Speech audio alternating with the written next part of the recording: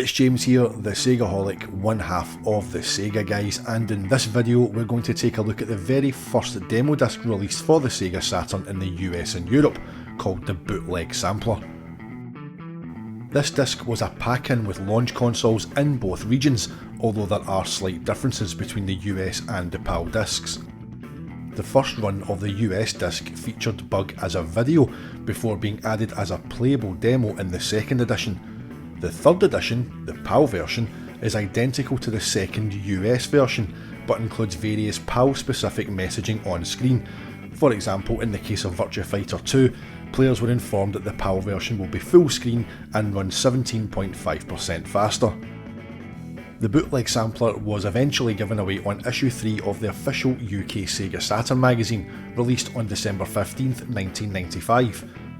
I've got a lot of fond memories of this demo disc, and it's that fondness and my memories of it that have inspired this video.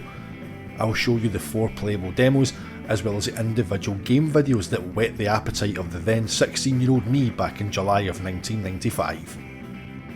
Keep in mind that the rolling demo video footage will appear a little grainy, given the nature of the compression of the Bootleg Sampler disc at the time.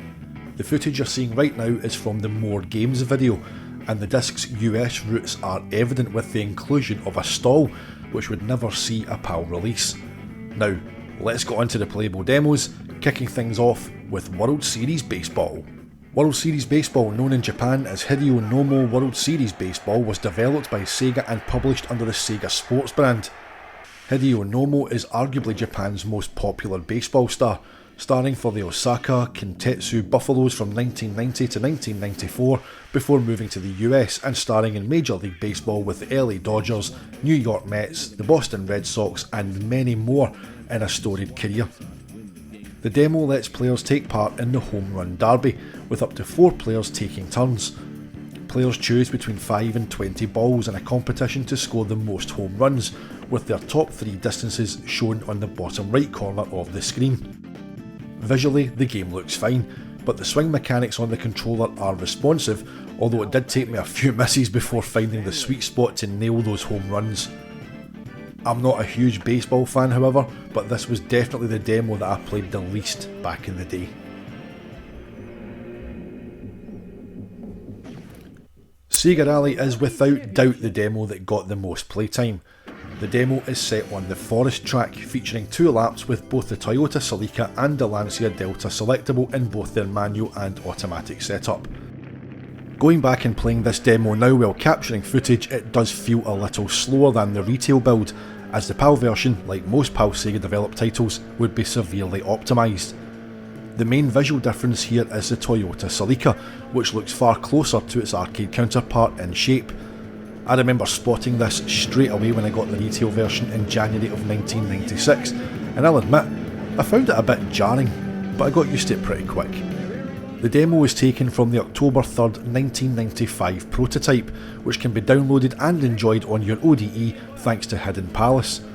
This build lacks the attract mode, end credits, and the sound can't be tweaked in the settings, but it does feature all the tracks, all 3 cars, and most importantly, the arcade Toyota Celica model.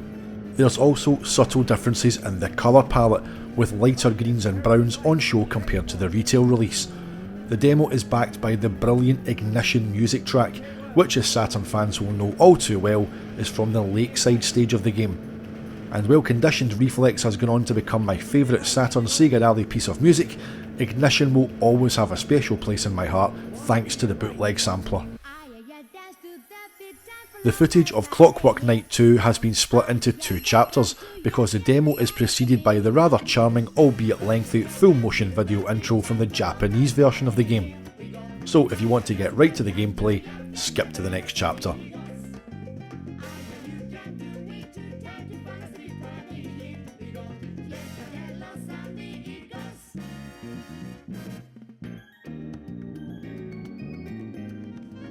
The game is instantly familiar to anyone who has played the first game, which was a launch title in the US and Europe. Players take on the role of the toy soldier affectionately known as Pepper, as you make your way through 2.5D levels which are noticeably larger than those in the first game, in order to save the Clockwork fairy princess Chelsea, who would not wake up following her rescue at the end of the first game. The Clockwork Knight games are criminally underrated and have a charm to them, perhaps due to their clear Toy Story influence and likeable characters. This is one series that all Saturn fans should try out. The fourth and final playable demo is Bug, which includes 2 stages to sample as well as a bonus stage.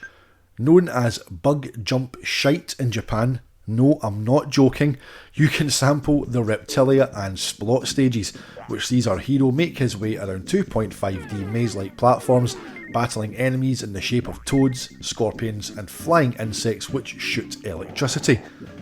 Bug can upgrade his skills by finding items during play, including a zap attack and a spitting attack. Bug's health is shown on screen as Bug Juice, symbolised by a drink can on the bottom left corner of the screen. Bug may have faded from the public consciousness as the decades have passed, but back in 1995 it held its own for a short time. According to Sega of America's press release from October 16th, 1995, Bug has taken not only the video game enthusiasts but Sega by storm. In just 1 month, Bug has snuck up on Sega Saturn hit Panzer Dragoon to take second place right behind the arcade smash hit Daytona USA. To date, more than 150,000 copies of Bug have been ordered, and Sega has begun a second pressing of Bug video game CDs to keep up with consumer demand.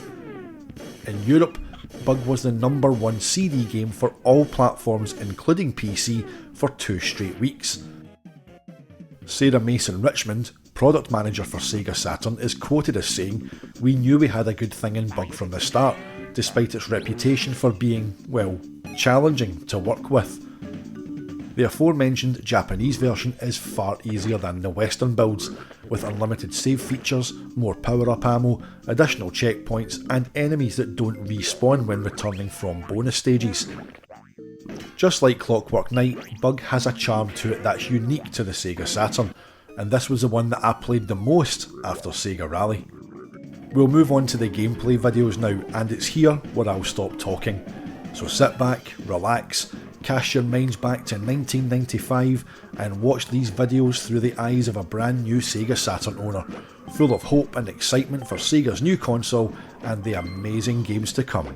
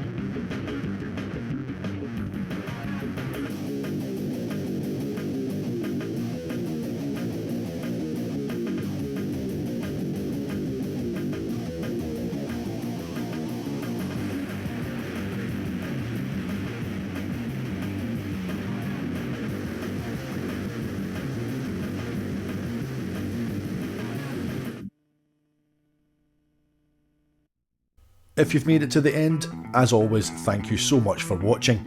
I do hope you've enjoyed this nostalgic trip down memory lane to a demo disc that gave me hours upon ends of fun back in 1995. Did you play the Bootleg Sampler back in the day? What are your memories of it? We'd love to hear from you, so get involved in the comments below. If you want to find us on Twitter, you can catch me at the SEGAHolic. You can find Dan the Mega Driver at Swooper_D, and the pod account is of course at Sega Guys. Thanks again for watching, and until next time we will see you on the Sega side.